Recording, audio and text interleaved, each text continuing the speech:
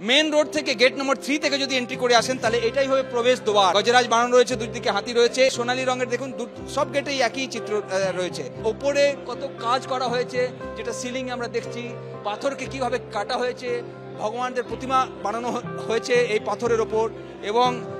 এবং এইখানে কিন্তু আমরা সামন জানাকে বলবো কি আমরা যখন বেরোচ্ছি এখন গর্ভগৃহ থেকে, তখন কেমন রয়েছে রাম মন্দির, যেটা 4 বছর লাগলো তৈরি হতে।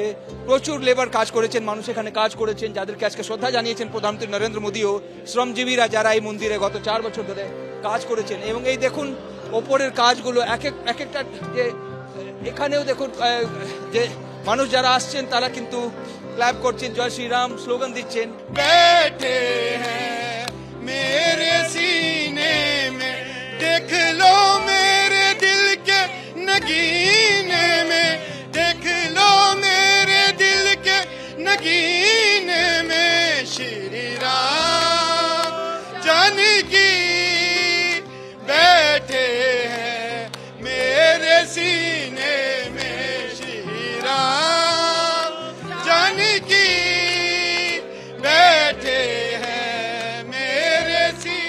দেখছেন এই মন্দিরকে দেখে কতটা উৎসাহ রয়েছে, যারা রাম ভক্তরা এখানে এসছেন, রাম জানকীর গান তারা করছেন এবং মন্দিরটা আমাদেরকে দেখাচ্ছেন শ্যামল জানা, তার ক্যামেরায় আমরা আজকে দেখতে পাচ্ছি এই মন্দির, যেটাকে এত কষ্ট হয়েছে বানাতে, যার এত কথা আজকে প্রধানমন্ত্রী বললেন এই মন্দিরকে বানানোর জন্য।